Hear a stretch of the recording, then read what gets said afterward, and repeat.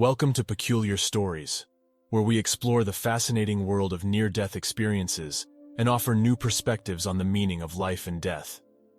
Our goal is to shed light on these profound stories, deepen your understanding of life, and provide valuable insights to our audience. Whether you're new here or simply joining us again, we're thrilled to have you on this journey. If you enjoy what we do, consider subscribing to our channel to stay updated on our latest content, and don't forget to hit the like button to help our content reach a wider audience. So sit back, relax, and get ready to be transported to the edge of life and beyond. Imagine being faced with death and being given a glimpse of the afterlife. That's exactly what happened to John, a devout Christian and hard-working mechanic, on a summer day when he went fishing in the Brazos River. As he struggled to stay afloat, John found himself out of his body and face to face with Jesus. In that moment, he was shown a glimpse of how God judges the souls of the departed, and he saw the good deeds and selfless acts of those who had lived their lives in service to others. But John also saw the selfish actions and cruelty of those who had put their own desires above the needs of others.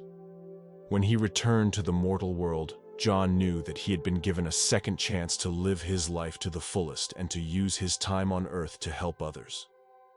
This is the inspiring story of John's near-death experience and the transformation it brought about in his life. My father announced one summer day while on vacation that he was going fishing in the Brazos River. I begged to accompany him so that I could play in the water while he fished. I had 4 neighbors who I asked if they could accompany us. We all piled into Dad's car and drove to the river. When we arrived at the river, we moved 30 or 40 yards away from Dad's fishing spot and ran into the water. After about an hour of playing in the water, my father announced that he was going upstream and asked us to accompany him. As he walked along the bank, we began wading upstream. Only one of the 5 boys, including myself, did not know how to swim. I was about 10 yards behind everyone else as we waddled upstream. I stepped into a hole and fell through. It happened so fast that I didn't have time to take a breath before collapsing. I began fighting my way to the surface and swallowing water.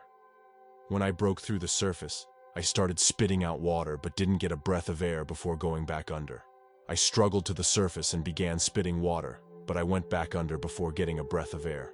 This struggle was repeated several times, and I was running out of air. I was also becoming exhausted from the struggle. As I struggled in the water, I became enraged at myself for failing to take the necessary breaths of air during the brief periods when I was above water. Finally, I became so exhausted that I stopped struggling and gave up. Everything went into slow motion, and my movement seemed agonizingly slow, just like on TV or in movies. I became aware of my arms and legs moving at such a painfully slow pace that they were ineffective. I was aware of rising up out of my body. At this point, I looked at my struggling body and was unconcerned about being in 2 places at the same time. Actually, I wasn't in 2 places at the same time. My body was down there, and I was up here. I was watching my body struggle in the water, but I couldn't feel any struggle or water on me from where I was. I then began to rise further, and when I reached about 10 feet above the water, I came to a halt and hovered there. I was amazed to be above the water, and I was also relieved that I wasn't in pain from struggling and swallowing too much water, nor was I exhausted from the previous struggle below. I became aware of a sphere of light about 20 feet away. As I pondered my situation, it was suspended at my eye level and was extremely bright. It was roughly the size of a basketball, and the light seemed to swirl around within its confines, similar to smoke swirling in air, but it emitted extremely bright rays of light. I noticed a small, pure black speck in the center of the light. I was intensely focused on that speck for some reason. As I stared at it, it moved toward me and grew larger until it was the same size as me, and Jesus emerged from it and stood before me. I immediately raised my hands as if to shield myself from him and motioned for him to leave me alone. He was a pure, holy being, and I was undeserving of his presence. I was a mere mortal, tainted by the sinful nature of this physical world. When he extended his hand toward me, any feelings of guilt or unworthiness vanished. He stood majestically in front of me, He had a rich golden complexion and radiated golden light in all directions. Light travels at slightly more than 186,000 miles per second, and we cannot see its speed with our physical eyes, but I could see this glorious light emanating from him in all its majestic glory. My command of the English language cannot do justice to the lovely radiance he exuded. Not only could I see this light, but it also seemed to give me spiritual energy. This light radiated outward in all directions, carrying Jesus' love, wisdom, and grace, and seemed to penetrate my soul. When I looked down at my body, it was as white as freshly fallen snow. He stood before me with his long hair and beard, wearing the clothes that we see in paintings and drawings of him, clothes that he wore 2,000 years ago. He spoke to me, though I don't recall the exact words. He effectively stated not to worry, rest in peace. His voice was relatively loud and melodious. I've been deaf since I was a baby, and I've always struggled with hearing and speech. I struggled to attend classes and pass them. My hearing impairment hampered my interactions with teachers and classmates, and I barely passed my exams to advance to the next grade level. But when Jesus spoke to me, I heard him clearly and concisely. To my ears, his voice was very melodious and sounded like music. His lips did not move when he spoke to me. My lips did not move when I spoke to him. It's as if we communicated via extrasensory perception, ESP. Another strange experience occurred when I attempted to speak with him. He heard me before I could even speak to him. As soon as I thought of what I wanted to say, it was as if he could read my mind. This was how we communicated throughout. At this point, a massive screen appeared in front of us. This screen was so large that it reminded me of the old drive-in theater screens that are no longer available. Because he and I were so close to the screen, it was quite large. Many scenes were being played out on this screen, which were experiences from my brief life here on Earth. There were so many scenes playing on the screen that it felt like my entire life was being recorded there. The scenes were presented in a random order, with no two consecutive scenes being related in any way. Many people have said that when we die, our entire lives flash before our eyes. This is exactly what was happening to me.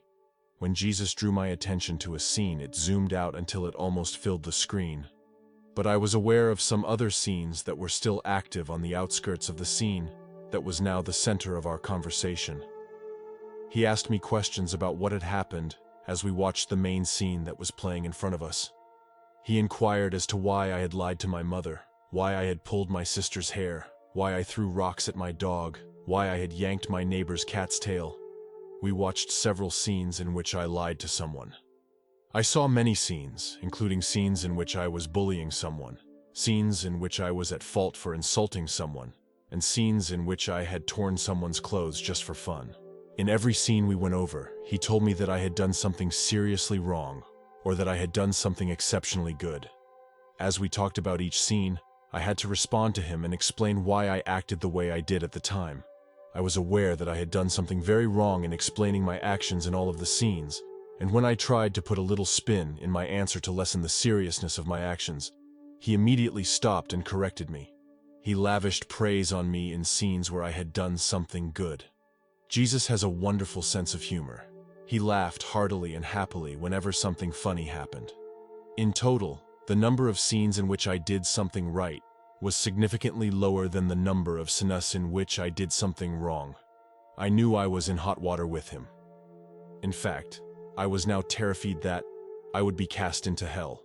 Suddenly, the screen vanished, and he took my hand in his, and we began gravitating at breakneck speed through a tunnel. This tunnel's walls, ceiling, and floor appeared to be actively churning, similar to how smoke churns in the air above an open fire but denser. When traveling at high speeds down a road, trees, power line poles, and anything else that is stationary along the road appear to flash by in a blur as you pass them. There was no haziness in this tunnel. It was as if the walls, ceiling, and floor were actually moving at high speeds with me. But I had no idea the tunnel itself was moving. I can't describe the walls, ceiling, or floor other than to say that the word firmament from Genesis is the best description. As I took in these observations about the tunnel, I became aware of how quickly time was passing. When I looked ahead, I noticed a light far ahead of me. I reasoned, aha, we're finally getting there. But then I wasn't there any longer. One of my friends swam under me and brushed my foot with his hand as he reached for me. I was back in my body in the water. At that moment, I was fighting for air once more, desperately trying to reach the water's surface. My friend swam under me, up between my legs, lifted me to the surface, and began swimming toward shore. It was the sweetest tasting air I had ever breathed as I gasped for breaths as he swam a short distance with me on his back. I noticed that he was also struggling. I realized I'd drown him if I kept weighing him down, so I slid one leg over him and slid off into the water. He came up gasping for air as my feet touched the river bottom. We both struggled to the shore before collapsing on the bank. I started vomiting up the river water I had swallowed during the struggle. I'd swallowed so much water that my stomach was stretched to the breaking point, causing me to vomit repeatedly. I must have vomited water 15 times or more before starting to dry heave another 10 or 15 times. I was in excruciating pain all over my body. My muscles were dog-tired from the struggle, as was my stomach from the stretching caused by the excess water, as well as the prolonged vomiting and heaving. I was sore for 2 weeks after that. My father decided we'd had enough for the day and drove us all home. I never remember the scenes with Jesus or the tunnel as I reflected on the experience over the next few days and weeks. My entire life had flashed before my eyes, was all I could remember. About 30 years later, I was reading about someone who had a near-death experience in a newspaper article, and some of the scenes he described seemed to jog my memory. After some thought, I realized that I had been in such shock at the time that I had developed post-traumatic stress disorder and couldn't recall the events. It only came back to me after I searched my mind for weeks and months. Watch this near-death experience next about a woman who had a mind-bending story with so much insight, you simply don't want to miss it.